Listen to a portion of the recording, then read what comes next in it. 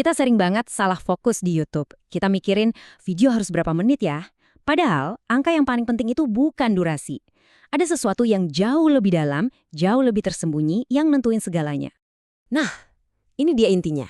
Kesuksesan di YouTube itu ternyata bukan soal bikin video bagus aja, tapi soal kemampuan kita buat menyelaraskan 4 jam yang beda-beda, yang semuanya jalan barengan dan seringnya saling tabrakan. 4 jam ini apa aja sih? Pertama, waktu produksi alias seberapa lama kita jungkir balik bikin video. Kedua, waktu tonton, yaitu berapa lama penonton mau ngasih perhatiannya buat kita.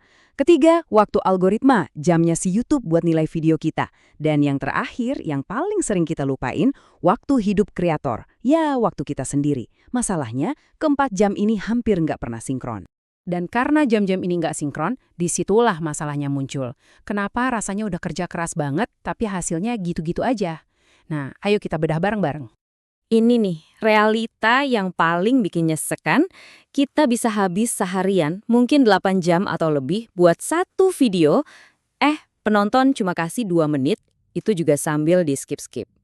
Kesenjangan inilah yang jadi sumber frustrasi terbesar para kreator.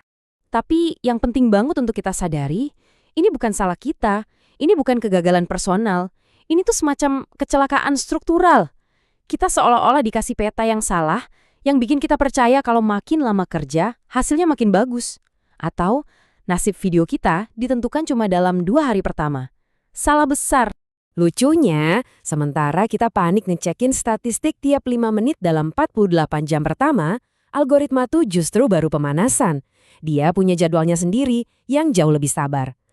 Jadi kalau kita nyerah sama video setelah 2 hari, itu tuh ibaratnya kita keluar dari lomba maraton di kilometer pertama. Sayang banget. Dan seberapa umum sih masalah salah baca jam ini? Angkanya cukup mengejutkan. Hampir semua orang, 99,7% kreator itu kayak lagi perang melawan waktu, tapi nggak bawa peta yang benar. Artinya apa? Cuma dengan ngerti kerangka kerja ini aja, kita udah punya keuntungan strategis yang luar biasa dibanding yang lain. Oke, cukup ngomongin masalahnya. Sekarang, gimana solusinya? Kita mulai dari yang paling penting dulu. Gimana caranya kita merebut kembali waktu penonton yang berharga itu?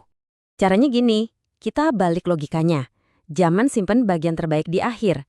Justru, kasih intinya di depan, di 30 detik pertama. Terus setiap beberapa menit, kasih rangkuman kecil. Jadi, kalaupun ada yang nontonnya loncat-loncat atau pergi di tengah jalan, mereka tetap dapat sesuatu yang berharga. Gimana cara ngukurnya? Gampang. Coba deh cek, retensi 30 detik pertama kita di atas 40% nggak? Kalau iya, itu pertanda bagus. Satu lagi triknya, lihat kolom komentar. Kalau isinya banyak yang nyambung sama poin utama kita, artinya pesan kita sampai, meskipun mereka mungkin nggak nonton sampai habis. Berikutnya, ayo kita ngomongin waktu kita sendiri. Ada jebakan berbahaya yang kita semua pasti pernah masuk ke dalamnya. Mikir kalau semakin lama kita ngerjain video, hasilnya pasti bakal makin bagus. Itu cuma mitos. Coba deh lakukan eksperimen kecil ini. Kelompokin video-video kita berdasarkan berapa jam waktu yang dihabiskan buat bikinnya. Misalnya, kelompok A yang cuma 2 jam, B 5 jam, C 10 jam. Setelah beberapa bulan, lihat datanya. Mana sih yang ngasih views dan subscriber paling banyak per jam kerja kita? Jawabannya bisa jadi bakal bikin kita kaget. Dan coba lihat metrik yang terakhir, tingkat energi pribadi. Ini serius bukan metrik main-main, ini KPI paling krusial. Soalnya, strategi paling jenius di dunia pun bakal percuma kalau kita keburu burnout dan akhirnya berhenti bikin konten.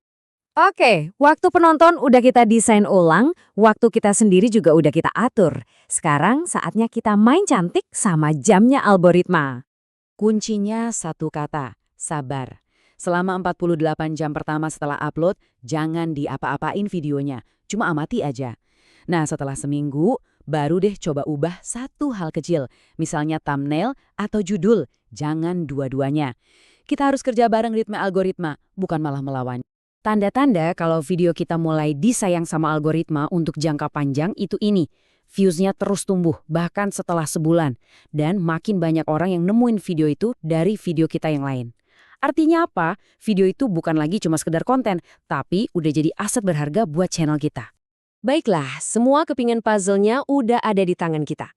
Waktu penonton, waktu kreator, waktu algoritma. Sekarang, ayo kita susun semuanya jadi satu peta yang utuh, sebuah strategi pertumbuhan yang nyatuin semua lapisan waktu ini.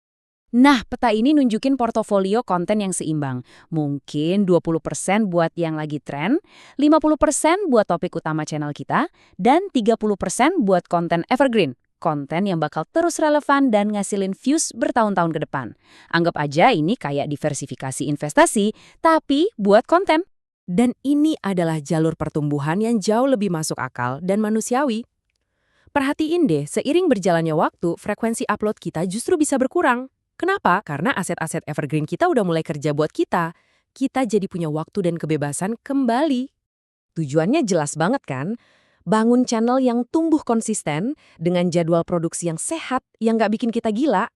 Ini bukan lagi soal hoki atau bakat, tapi soal punya sistem yang benar, sistem yang bisa nyelarasin semua jam yang berbeda tadi.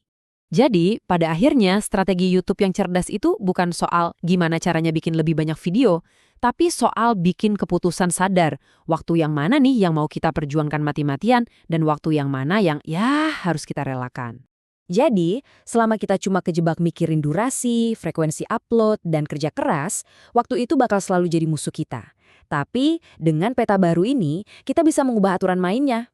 Jadi, pertanyaannya sekarang buat kita semua setelah ngelihat peta ini, apakah waktu masih jadi musuh yang harus kita lawan? Atau justru bisa jadi sekutu terkuat kita?